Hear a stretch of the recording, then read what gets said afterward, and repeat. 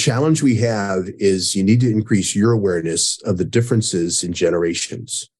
We have a unique situation that from all studies I've read has never occurred in the history of the world. Welcome to Your Intended Message, the perfect place for leaders and promising professionals who want to convey the intended message for greater success. Every week, we interview experts who address the challenges and best practices to deliver your message effectively. That might be one-to-one, one-to-few, or one-to-many. And perhaps the most important conversation, one-to-self. I'm your host, George Torok. My guest today is Jim Pancero. We're welcoming him back for another visit. Here's 3 facts I think you should know about Jim. 1, he is a sales and sales leadership speaker, trainer, and consultant, and he's been doing that for over 40 years. 2, Jim has received many recognitions and awards, including being inducted into the National Speakers Association Hall of Fame. And 3, Jim believes in giving back, and he does that by volunteering as a photographer for Dallas area Special Olympics and a musical nonprofit organization.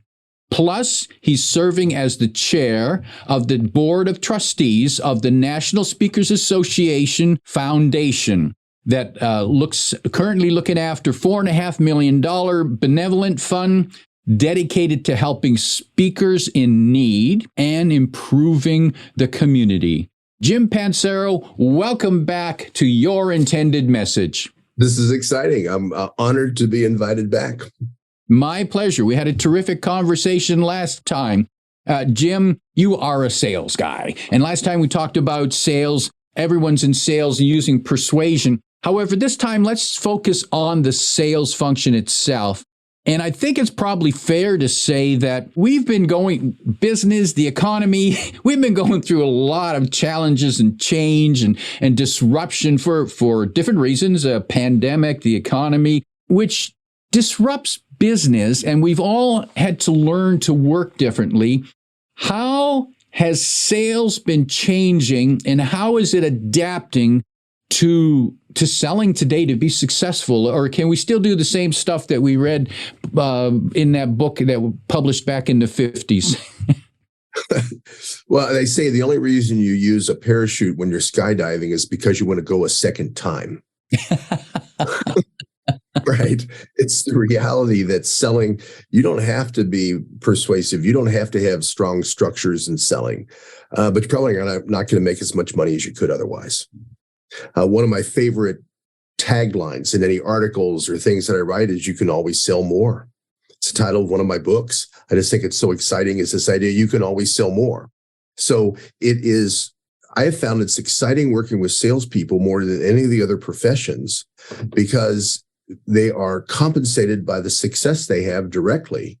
They tend to see the interest and opportunity to do it better because they see it's going to directly impact their income. But the reality is selling has been going, I want to talk about the changes in selling, but from 2 levels. The first is what's happening right now. If we look just in the last 6 months, where are buyers right now because of COVID and the economy and all the things that have happened? But then the second thing is I'd like to share with you and your listeners the idea of how selling has evolved, because every 10 years since the 1960s, every 10 years, what gives you a competitive advantage has dramatically changed.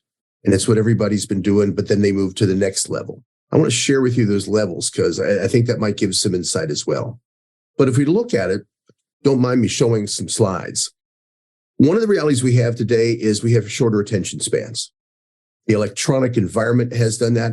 I used to post 10 years ago, I was posting 10-minute videos online, and I thought that was a short video. Today, my average video is 1.5 minutes. And if I can get people to watch 1 minute of it, I'm excited. We have been trained to have shorter attention spans. The average commercial on TV, I think now is only 15 seconds, where it used to be multiple minutes back in the 1950s. So we've seen this constant intensifying. It's almost like taking a searchlight and concentrating the beam until now we have a laser. And so because that I watch these shorter attention spans have really, and because of the cultures that we're in today, have caused selling to change dramatically. Some of the changes right now that I see happening. The first and most significant is sales reps are brought in later in the buying process. The example I use in my presentations, if you and your family wanted to buy a hot tub 10 or 15 years ago, what would you have done? You would have gone to a hot tub store, picked up some brochures, come back and talk to your family. You would have talked to a salesperson to get information. Today, George, if you wanted to buy a hot tub, what's the first thing you do? You Google it. And that's because you and I are old. Old people, first thing they do is Google it. The young people, the first thing they do is ask their friends. But the last thing either group does is talk to a salesperson. I've got a friend that's been driving us nuts because she needs hip surgery. She needs a hip replacement surgery because of all the jogging and running she did over her life. She blew her hip out. And so she's in pain. She needs to have the surgery. And every time I see her, she tells me who else she talked to. I found another person that had this surgery. I found these people that talked about this. And I finally said, "What'd the doctor say?" She said, "Well, I'm not ready to talk to a doctor yet." And it was like, there's this lack of trust we have in experts today, so that if we don't validate it, it doesn't exist. I was actually sitting on a sales call with a salesperson writing to observe them selling, and they gave the customer a fact about their product. Somehow it could handle up to 100 PSI or pressure or something like that. Technical fact. In front of the salesperson, myself, the customer takes their phone and does this. "You're right." And it's like, you didn't believe me? It's my company. But it was this lack of trust that's built up, frankly, because of the millennials. Because the millennials grew up watching their parents, baby boomers, taking advantage of the car dealerships and the other places because of manipulative selling that they were growing up in. So they reject it. Look how many commercials on TV today are advertising cars, proving you don't have to talk to a salesman. There's one commercial that shows a salesperson holding a coffee cup, standing on the curb, watching all the cars drive by and saying, you don't have to have that experience if you go through us. There was another one, it ran, I guess, about a year ago. It had a young man dancing on top of his car. And he was dancing to the song, "I bought a car and it didn't suck." And it was advertising in an online place. I mean, it was this resistance of what's happening. So because of that, if you're in sales today, we can't assume we're starting with a blank page with anybody anymore. What we have to do is walk in and say, "So where are you? And you're interested in buying this stuff. Where are you in your evaluation process? What have you seen so far that you like? What do you want to make sure you don't get based on the research you've done?" We have to assume they've done it because they always have. Major difference in selling today. We are not the first message on what's being talked about today. We have to then, a lot of times, correct it. I'll give you an example of this. I was one of my customers I'm very proud that I worked with over the years is the John Deere Agricultural Division, agricultural and turf, selling farm equipment and commercial cutting equipment. Just tremendous organization with great values. They sell at a high premium because they can get it, because they're so much better than everybody else. And I was doing training work for the people that sold riding lawnmowers in the spring in their dealerships in store. You walk in, it's springtime, weather hits. We need a new riding lawnmower. You go into the dealership. And what was amazing was over 50% of the people coming into the dealership were carrying a printout where they had already gone online and configured what piece of equipment they thought they wanted, what accessories they thought they wanted, and about what price they thought they were going to pay. So they were walking into the dealership and only asking two questions. "Do you have this in stock? And how much?" Now, that was okay, except for one slight problem. Over 50% of the people that are doing that had dramatically underconfigured the piece of equipment they needed. So if we sold them the piece of equipment they're asking for because of what they chose online, the product would fail. The most inexpensive, the least expensive piece of riding lawnmower equipment they have is this little. It's a small unit. It's meant for small yards. We had commercial cutters, people that cut grass for a living, come in and try to buy 5 of these because they thought that they were so much cheaper than the commercial model that was going to help them, but they wouldn't have even lasted 2 days on the job. So the problem we found was that the sales rep had to take more proactive control because the customer had already done research to make sure they did the proper research, because over half the time they haven't. And so they're looking at a biased assumption of what they want to buy because they didn't know what they were talking about when they looked on your website. That's happening with, I would guess, over half the buyers. So part of this is we have to take more proactive control going in on this understanding. Second major thing, sales calls are shorter today. We have less time to sell. If you go to a customer and say, hey, can I buy you lunch? They'll probably say, no, I just don't have the time. Yeah, I meet at my desk anyway, or I eat with my coworkers and we have other things we're doing, but no. They don't have time to sit there and hear about your vacation to Hawaii for an hour or to talk about theirs. The sales calls are shorter. So because they're shorter, we have to be more effective in what we do because we have basically less of a stage to perform on. We better make damn sure we get their attention when we do perform. And the other point is just supporting a customer, giving them great service isn't good enough anymore. It's losing the values of the customer. It's like, so what else have you done for me? I have a salesperson say, boy, my customers are loyal. Why are they so loyal? They say, well, when they order something, we get them the right thing. We get it to them on time. We answer their questions when they call and we know what we're talking about. And I started laughing and saying, isn't that kind of minimum requirements of the job? That's your competitive advantage. That's what you're bragging about is you took care of them. So what? What else have you done? And so it's looking at this reactive selling is just not effective today like it used to be. It used to be if you took care of a customer, you serviced them, they kept around long term. Now they're saying, what else have you done for me lately? And then the final point is we need to make sure that we keep reminding our customers that if we do have differences, we remind them of them. I believe the toughest single question in selling is when a buyer sits there and says, okay, to a sales rep says, okay, look, you're the third vendor I've talked to this week about this stuff. Why, based on all the competitive options available to me, do I want to buy from you? And look at how people don't have their answers organized. They give generic responses, and they're not reminding the customer. The customer assumes everybody's equal. One of the biggest problems that John Deere has is showing new customers and convincing them we are different, because they assume that any of their competitors selling the heavy equipment are doing the same technical function, and they all have dealer locations to support, and they all carry parts. So the assumption is service is the same every place, even when it isn't. So it becomes, how are you getting your message of uniqueness and value across? Because otherwise the customer will assume you're all the same. I'm thinking it'd be kind of fun to cover what the evolution of selling is with this, so we're skills. Is that okay with talking about how the intended message has changed over about every 10 years? I always find this fascinating, watching this evolution, because about every 10 years, what gave you a competitive advantage was done by everybody, but then changed 10 years later. And I watched it starting in the 1960s, watch these changes every 10 years across the entire selling industry, whether you're selling distribution, parts and pieces, whether you're selling capital equipment, or whether you're selling services. Structures have all been the same. In the 1960s, success was had in all salespeople based on their ability to demo products. All they did was give demos and give samples. And the way they increased their competitive edge was their demos were biased, so that it basically looked better than it really was. They knew how to kind of bend it a little bit to make sure it looked easy, but boy, it was right within exacting standards of what they were doing. So the problem was customers started distrusting in the 70s the demos. We can't believe what we're seeing, because we found a lot of times they didn't pan out to be, they couldn't deliver what they were promising. So the whole industry said, okay, get ready, here we go. And in the 1970s was when the high pressure selling came about. If you don't see a difference in my product, we're just going to squeeze you. I learned to sell in the 1970s. I'm officially old. And learning to sell in the 1970s, I learned closing techniques.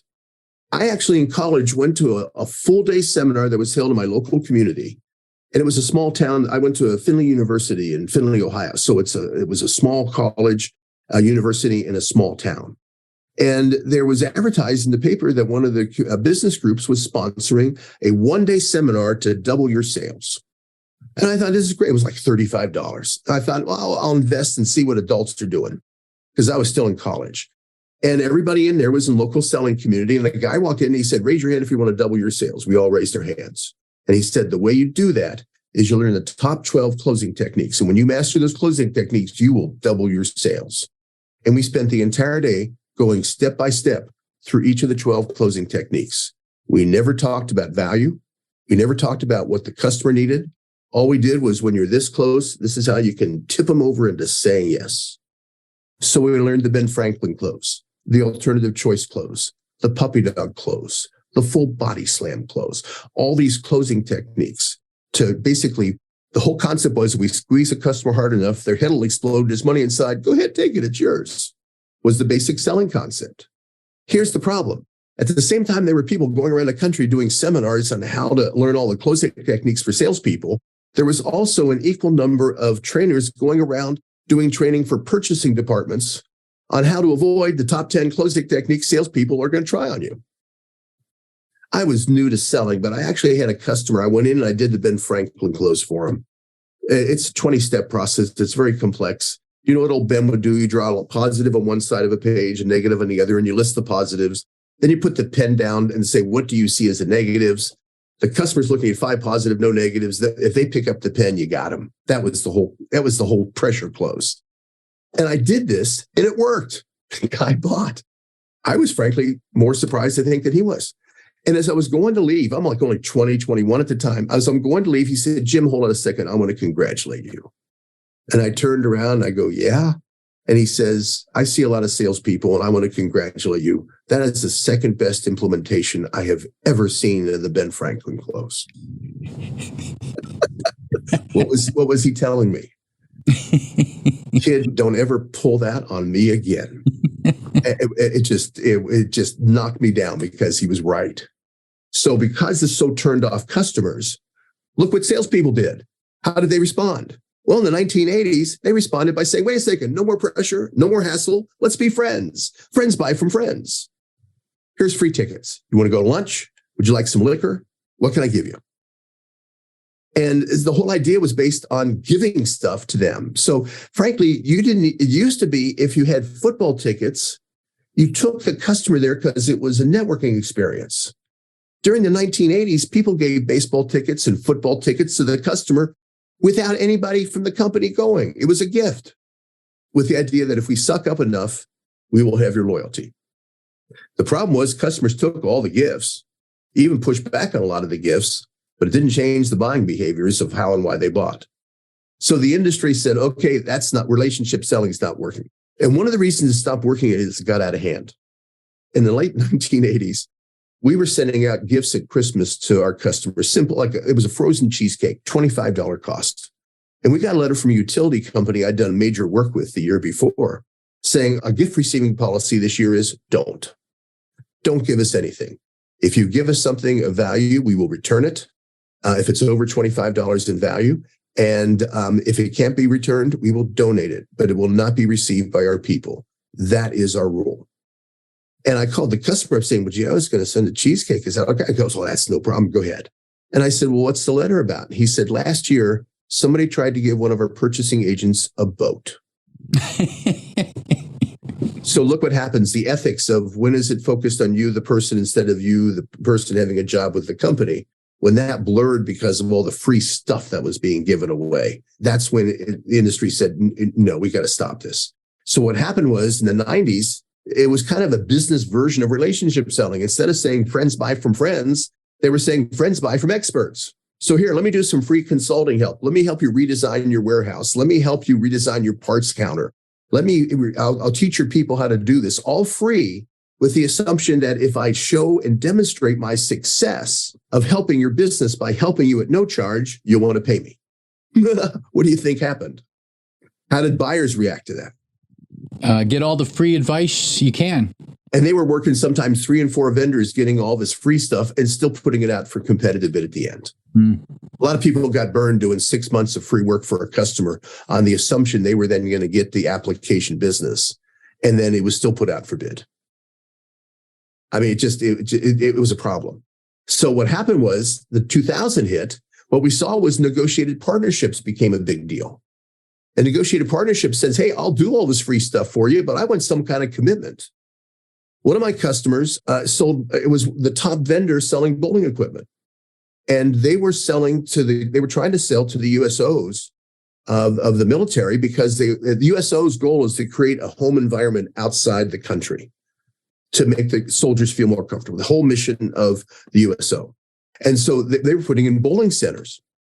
And my customer was bidding, but they were getting killed because they were the highest price vendor, because everybody else underpriced over this leading competitor. And so finally, they went to the government saying, we're helping you redesign these centers. We're helping you bring it current. In fact, so what are you going to do about this? Because we're not going to get the business. We're not going to be the lowest price. And they convinced the government that they could sell them a pre-bid consulting contract for $10,000. And with the idea that if the government would pay the $10,000 if this company did not get the bid, but if they won it, they get a $10,000 credit. Mm. So they were able to work it in, negotiated partnerships that, hey, if we do all this free stuff, we're going to get paid for it. There's going to be some kind of payback. You're not going to be able to just take advantage of it. Across all industries, this was happening. Then 2010 hit.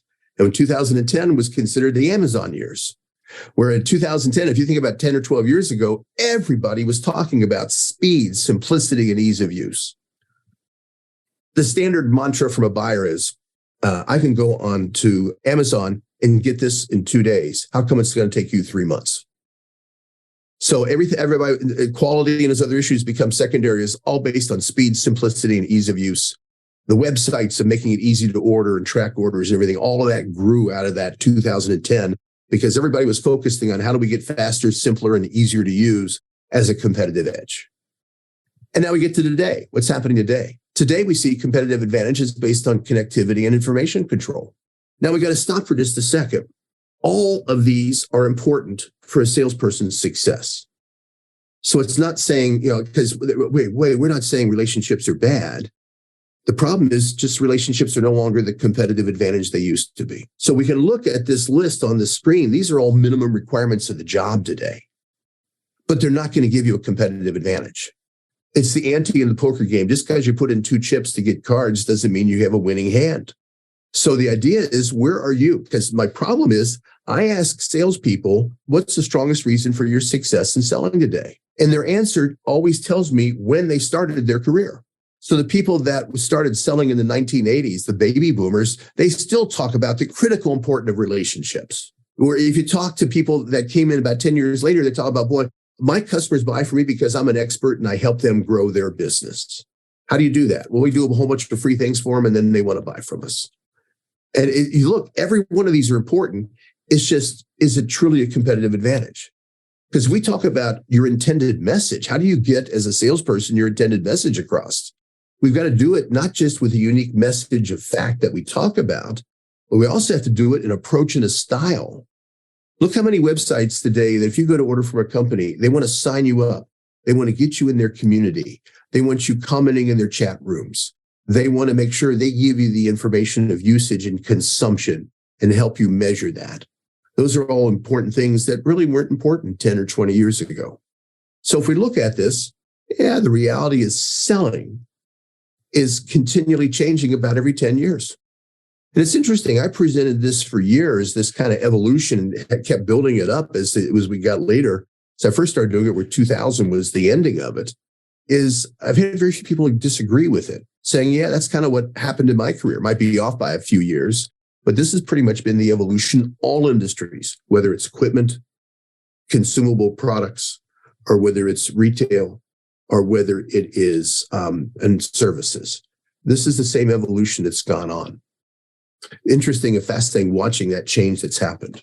Jim, so if all these factors need to be there today, how does someone achieve a competitive advantage? It's become tougher. There's a couple of things with it. The first is, okay, that means we really need to train our salespeople, doesn't it? The first step is, if we want to increase our competitive advantage, we need stronger salespeople doing more impressive skills. This is what's fascinating. So what kind of sales training does your company need? That really depends on where the levels of both your people are as well as your management. There's 3 levels of sales training. The first level of sales training for the rookies, the beginners, somebody new to sales, is to do training on how to deal with your attitude and rejection. Some of the most successful sales trainers in the business, Zig Ziglar, Tom Hopkins, Brian Tracy. If you look, most of their training focuses on that first level of attitude and rejection. I remember Tom Hopkins said, if it takes you 10 sales calls to get a yes, and you make $100 when you make a sale, that means every time somebody told you no, you made $10. With this idea of just trying to get you over the rejection of it's okay to have somebody say no. But that's the problem, is that's the only training that's done at that first level. The second level of training then is the sales rep matures and the company matures in their awareness of skills. Because look how many companies have their annual meeting and all we do is bring a motivational speaker in. Somebody that has nothing to do with sales or sales leadership, but can talk about climbing a mountain or achieving something like that. Great message, but all it is trying to improve your attitude and deal with rejection. The next level up is, okay, to make you more effective as a salesperson, we need to give you product training and how to survive a sales call. This is steps of a sales call, how to ask questions, how to close, how to qualify. It's the mechanics of how to handle a sales call and be persuasive. So this is teaching the steps of a sales call. The third level, though, is how do we teach you how to gain a competitive advantage and how to gain more control of your account? So if we look, we got 3 different distinct levels of training, and we can't jump to the third level until we've worked through the first 2. I mean, I can't teach you how to play the golf course until I teach you how to consistently hit the ball. Because if you can't consistently hit the ball, there's no sense talking about course strategy, where to place a shot, because you can't hit anything anyway, right? Now, my definition of professional golfer is anybody that shoots under his weight, so it's not my sport. But still within this, look at the challenge of we got to teach you first, we got to take you to the driving range to teach you how to hit the ball before we can take you to the golf course and teach you how to play the course. So it's this evolution of process that's within this that becomes how we gain a competitive advantage. What level of training is the company actually going to help you? Because working on your attitude and rejection, though it helps, it's not going to give you a competitive advantage. Frankly, teaching you how to handle a sales call is not going to give you a competitive advantage. I don't know I've heard anybody say, well, this weekend I bought a car. And the neighbor said, why'd you buy a car? And the sales rep said, I couldn't help it. I mean, the buyer said, I couldn't help it. The sales rep did a perfect sales call. That doesn't exist. But if you don't have it, you don't make sales. But just because you have it does not mean competitive advantage comes from the third level. Now, there's 2 ways to describe that competitive advantage, if it's okay to kind of go in that direction. Please do. Excellent. Unless you have a question so far. The first is, where is your balance as a salesperson? I watch, when I see experienced and successful salespeople, they have a balance of skills in these all 3 areas. The first area is they have strong technical product and industry skills. They know what their products or services can do and the impact on the customer and how that is going to benefit or how it technically can perform to help the customer. It's knowing what you're talking about. The second corner on the triangle is your business, is your selling skills, your ability to be persuasive. I'm amazed how many people have a spectacular product and they don't know how to sell it. The problem is not in the products or the uniqueness of the products. It's the lack of skills in the salesperson, because they don't know how to be persuasive. They don't know structures. They don't know when to ask for a question and when to listen. The third set of skills is your business or financial skills. I mentioned before I did work with John Deere, there was a number of dealerships where the customers had this, the customers thought it was a trick, but we thought the sales reps had to handle it and actually helped us. Where in a lot of cases, John Deere, for the exact same throughput of equipment, for a combine to handle this many acres, same with both competitors. John Deere was 20% more expensive. That we had a couple customers would actually hand the salesperson a blank sheet of paper and say, okay, it's a $400,000 combine. You're $80,000 higher than the next bid I have. Show me how I'm going to get my $80,000 back. Now, I thought that was a spectacular question. And a lot of the sales reps choked. Not because they didn't have an answer, but they weren't prepared. So a lot of my training actually went into business and financial skill training, because in selling capital equipment at 20% premium, that was a key edge to gain a uniqueness. Now, what I see is we need all 3 of those corners of the triangle. We need technical product skills, we need selling skills, and we need business and financial skills. The problem is most salespeople embrace one area, tolerate a second, and completely ignore the third. So the idea is, how do we become more balanced? How do you work in the areas that's not your best area instead of putting more work into what you do best? There's a second thing, and I think that can help describe where the imbalance of a lot of salespeople are and what they can do to fix it. And George, I'm going to ask you to help me with this. Let's assume that we have a company and we've got a staff of like 10 salespeople, and we need to hire 1 or 2 new people because we've had some turnover. So the question is, and let's assume we're a distributor of parts and pieces products. Doesn't matter if it's plumbing supplies or cleaning supplies or gardening supplies, it's all parts and pieces supplies. What are the most critical attributes you want to look for in the next salesperson you're going to hire? What would be some of the things that you would say? I think it would be persistence. I think it would be able to work a plan, a likable personality, a person who asks good questions and listens. And your list is, frankly, right on with what most happens. Whether it's a sales group, I do this exercise in my programs a lot, whether it's an all sales audience or whether it's managers or owners, the lists tend to be pretty much the same. And here's the challenge. Everything you said was positive, but I want to show you where that only focused on a few areas. If we look, there are 4 sets of skills we have to teach somebody to be persuasive. If you want to be persuasive in your job, there's 4 skills you have to master, and they build on top of each other like floors on a building. The first and the most fundamental skill is we got to have a strong attitude and energy. How do you deal with rejection? People telling you no, with the hard work that even when they buy from you, sometimes they don't say thank you. All this, how do we deal with the attitude that you're positive, you're energized, and you're excited about going to work, and you convey that to buyers? That's the first level, attitude and energy. The second level is your personal skills. How effective are you at the steps of a sales call? Do you know how to ask questions, how to close, how to qualify? The best way to present your products or services and the features and benefits about them. This is all the blocking and tackling. This is your ability to hit a golf ball. Not to play the course, but you can hit it. So when you hit it, you can get consistent results. The third skill is your tactical skills. Tactics deal with process, structures, or controls. There are 3 tactical skills that are most critical in selling.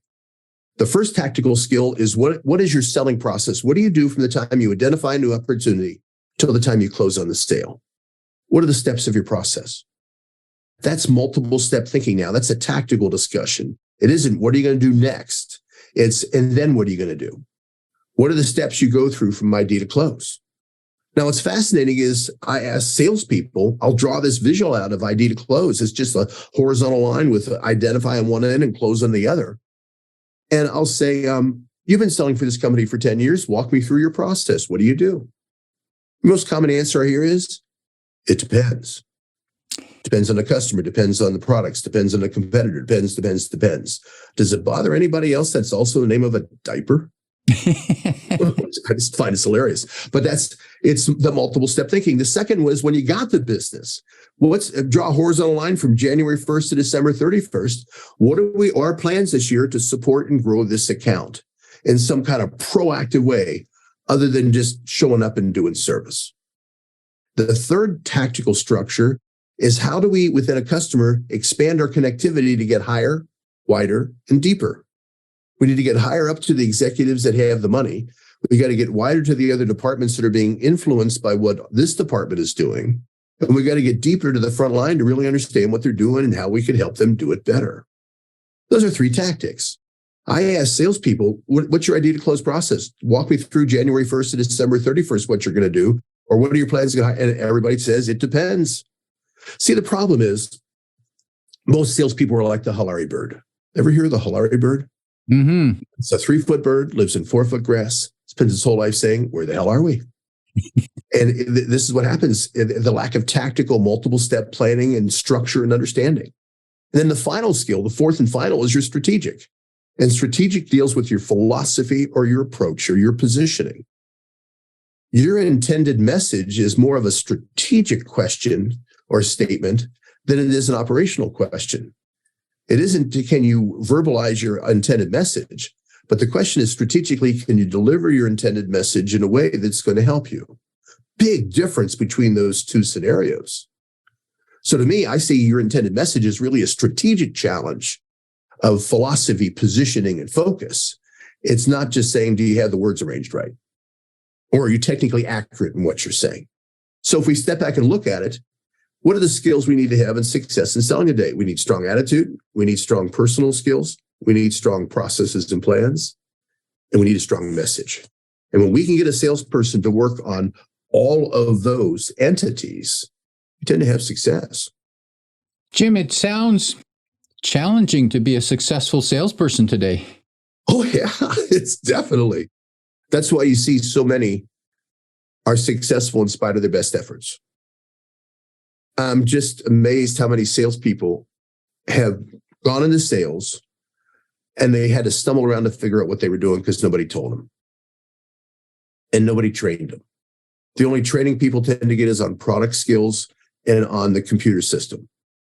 So if you're a new sales rep to my company, whether I sell equipment or services or supplies, first thing I'm going to do is make sure you understand how to enter an order and how to track and how to use our CRM system and get comfortable with the computer skills. And the second is we're going to teach you technically what our product does. And then third, we'll teach you how a customer benefits or how they use what you're doing.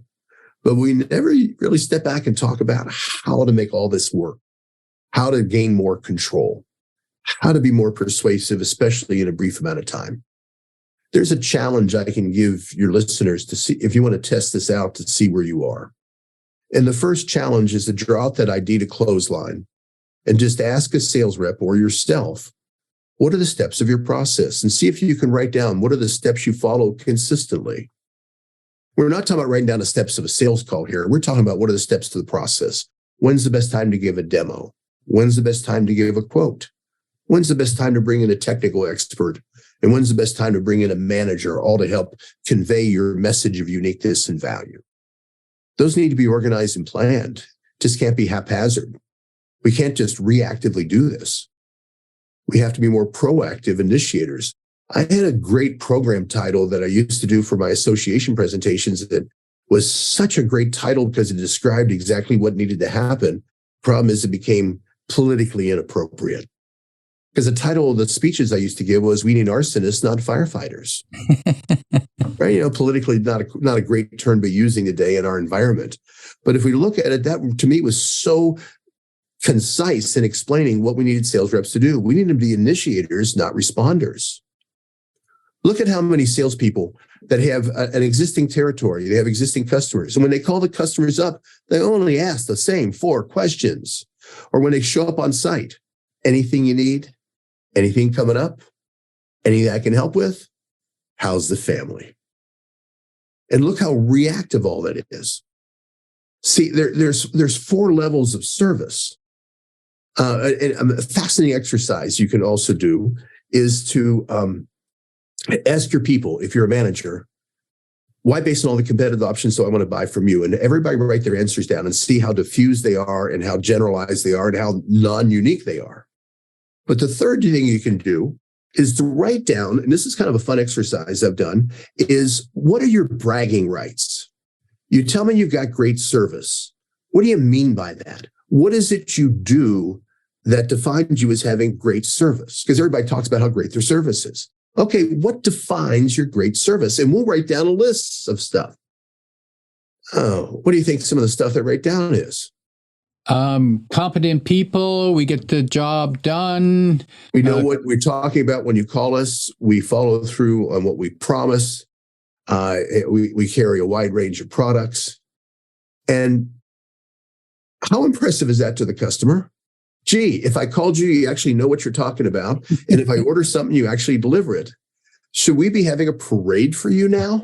I mean, it's like that. Isn't that pretty much minimum requirements of the job? It's like going to a restaurant and said, okay, we'll give you food. Don't know what it's going to taste like, but you're going to get food. Well, and it's this problem of there's this lack of focus. See, the 4 levels of service. The first level of service is you did something for the customer, but they assumed you were going to do it anyway. Mm. It drives me nuts. The place I drive a large car because I'm 6'7". So I drive an SUV. And I bought it from an upscale dealership. And they advertise in the city all over the place. You buy a car from us, you get free car washes for life. I had my car in for service. I had a lot of stuff being done for it. I was in a hurry. It was when we had loaners. I was returning a loaner car. And I called up and I said, I have a very tight schedule. Is my car ready? They said, yes, it is. And I said, I want to run in, pay for it. Give me the keys. I'm out of there. I have a real tight schedule. No problem. We can help you with that. I pull in, pay for it. Where's the car? Well, it's still in the back. Well, I thought you said it was ready. They said, but we're giving you a free car wash. And I said, I'm late. I need my car. Yeah, but we're giving you a free. He kept reminding me this free car wash. And it was like, wait, they're not doing what's important to me. And now when I pull into their dealership, they have a sign that says free car washes, 90-minute wait. And I'm thinking, this is their uniqueness. This is their value.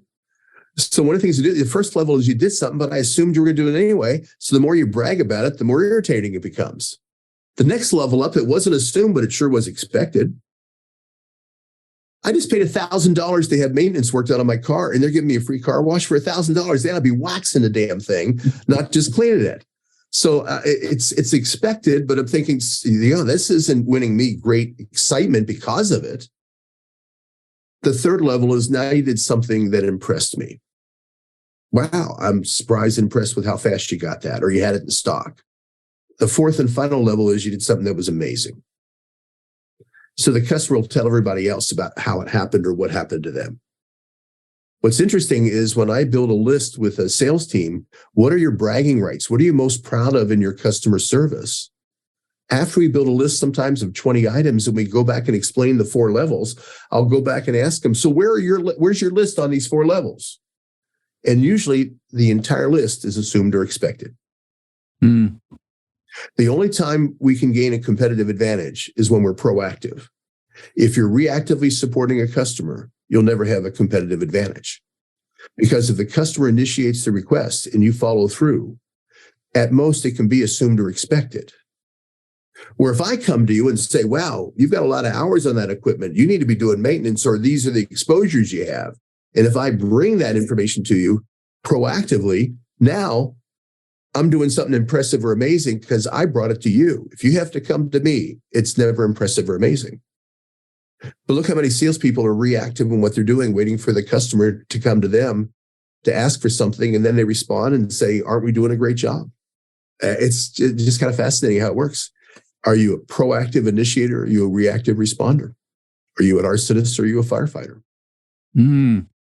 And I see an analogy there, Jim. It's curious. I ride a motorcycle, and after they sold me the motorcycle, I never heard from them. Like, I would take my bike in for service, but I never heard from them. And they never called me. They didn't, every spring they know I've got to start up. I'm probably going to need something, but they don't contact me.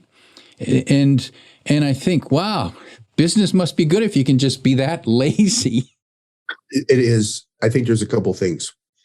One of the things that COVID has done is it's caused a major disruption to business. I remember one of my distributors said, the biggest problem we have is the suppliers we used to be able to count on, we can't anymore. So reliability, because of supply disruption, not getting what we needed when we needed it. All the stuff still tied up in the harbors that they can't get off the ships and can't get inland to be able to distribute because they're so jammed up. The system has really collapsed in a lot of ways of our supply chain. It has been disrupted.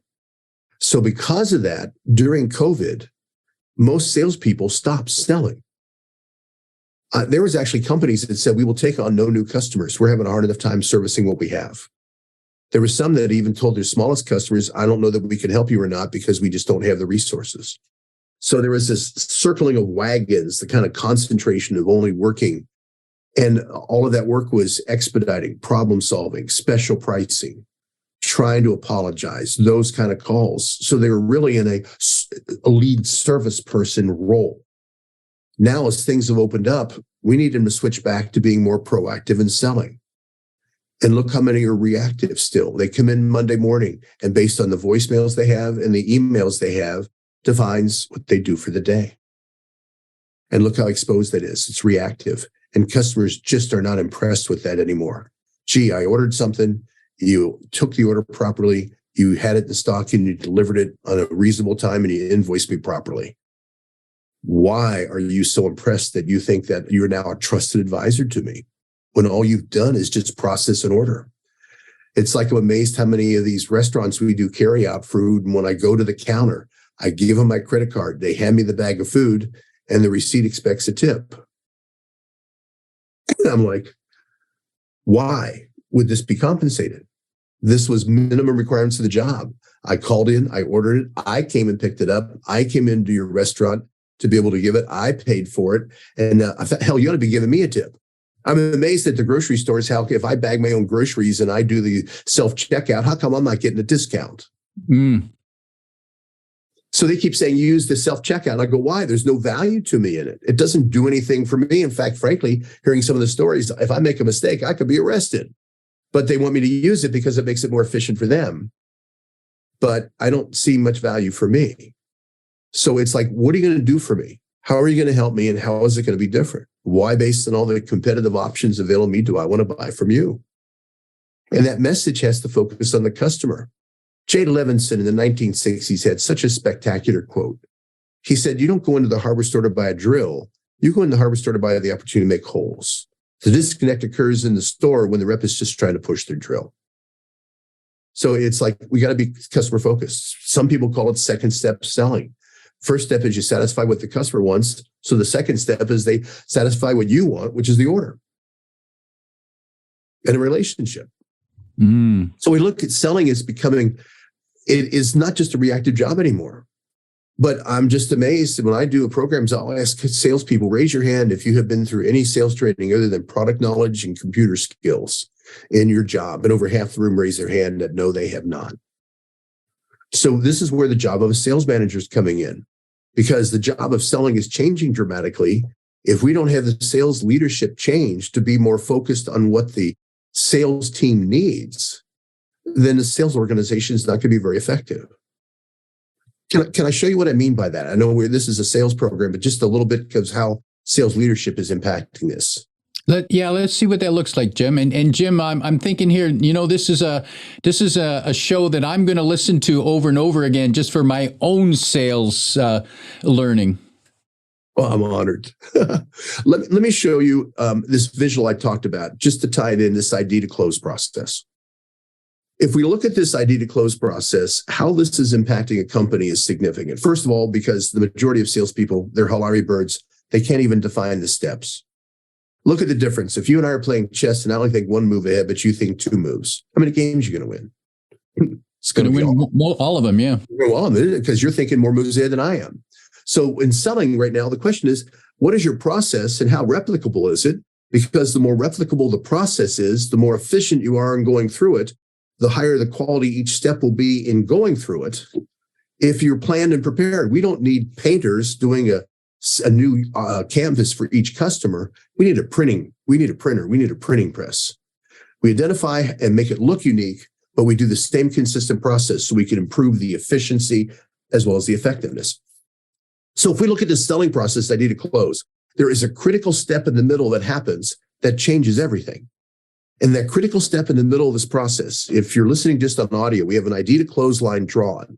Right in the middle, we put a hash mark in the middle. And in that, we title it proposal or price quote. So it's like halfway through the process or somewhere in the middle of your process, you're going to issue a price quote. That is a critical turning point in this process, because before you give your price quote, you have power. As soon as you give your price quote, you give away all your power. George, if I'm trying to sell you for your intended message and I'm trying to sell you some computer services, if I haven't given you a proposal, I said, would you let me talk to some of your technical people and understand what you're doing now and what platforms you're using? You would probably say yes, because it's going to help me get you a more accurate price. But if I give you my proposal and I say, now, do you mind if I talk to some of your people? I bet your answer is going to be, well, if you win the business, we got what we needed now. Let's just wait until then. So as soon as a sales rep issues their proposal, they lose all their power. But look how over the last couple of decades, we have pushed sales reps quote early as possible. Get the proposal in front of the customer. But look what happens. All it does is take away your power. The next question is, when does your sales manager get involved to help you? And the problem is the last 20 years, the sales managers have gotten involved after their proposal is issued. In fact, in a lot of companies, the manager doesn't even know a proposal exists until it shows up on their computer tracking system because they use the configurator. And a lot of more senior sales reps don't want to tell the customer, their manager, what they're working on. So if it fails, they don't have a negative. The old joke, if a sales call crashes in the middle of the woods and there's no manager around, did it count?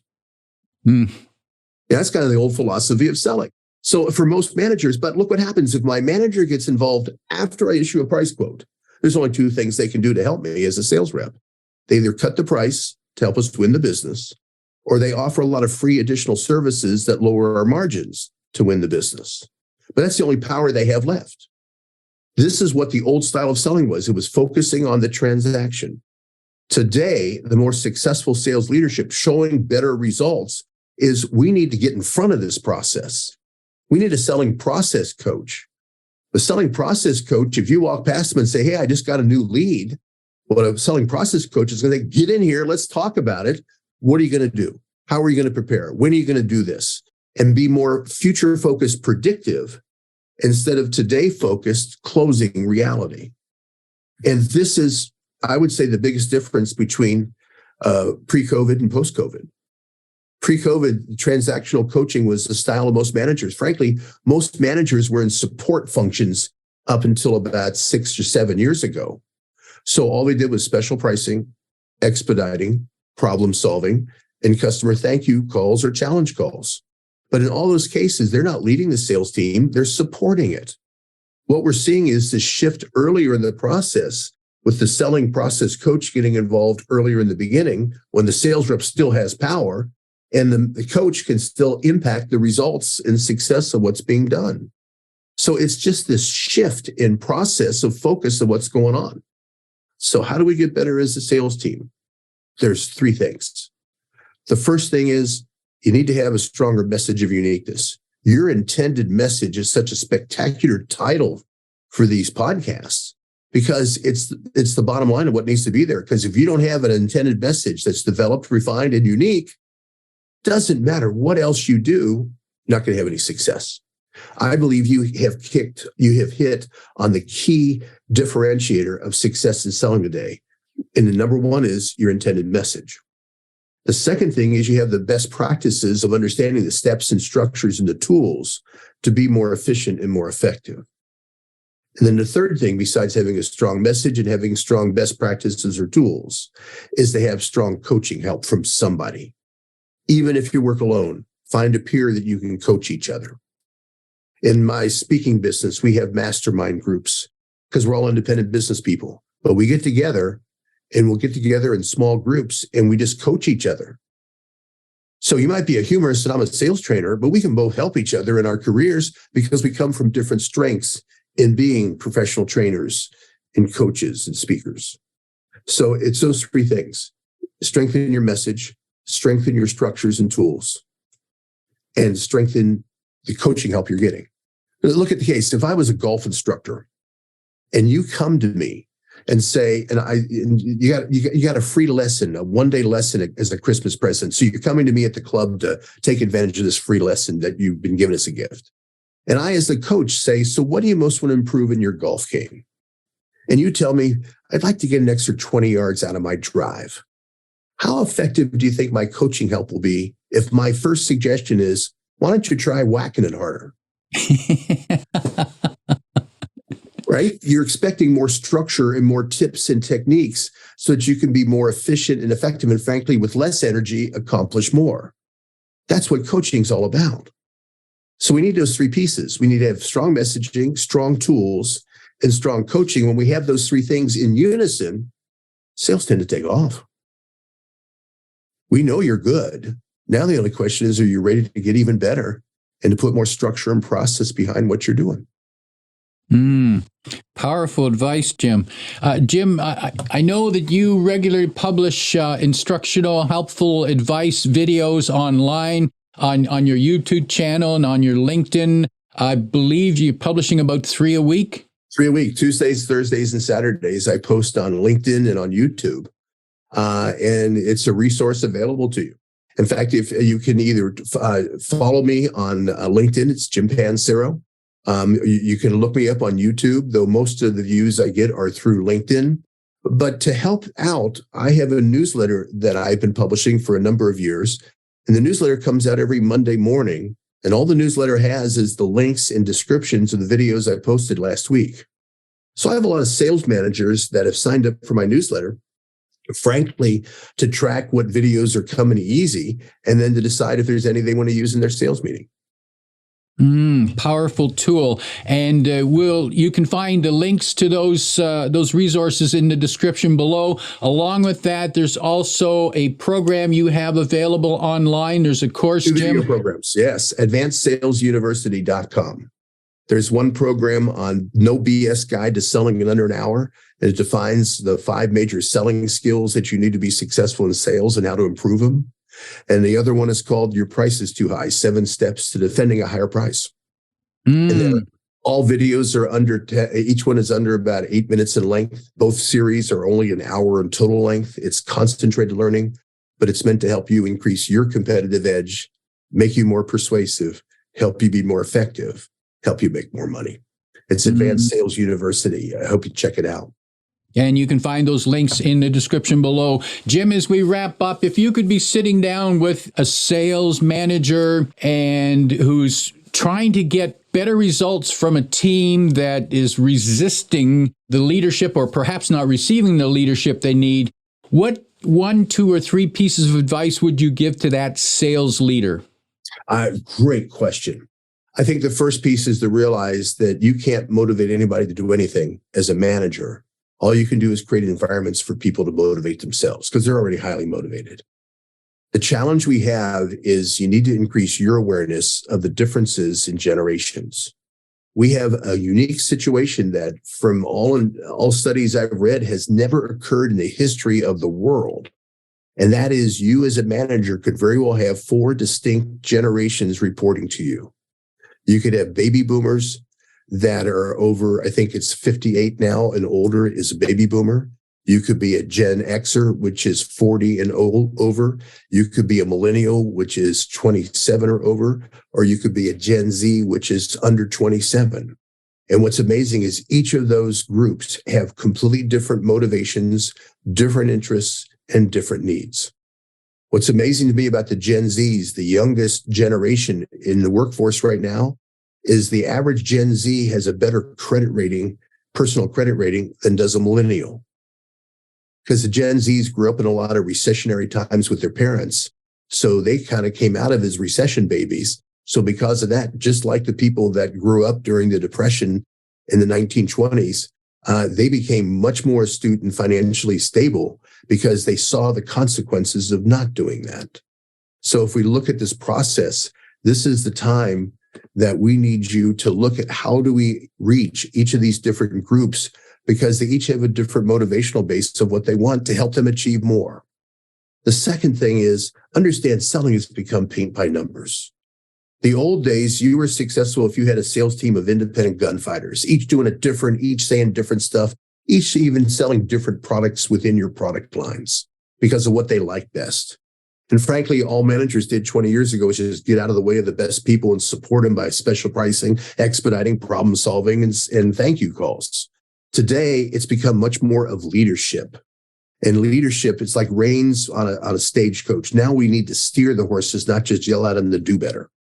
And as part of that, selling has become paint by numbers.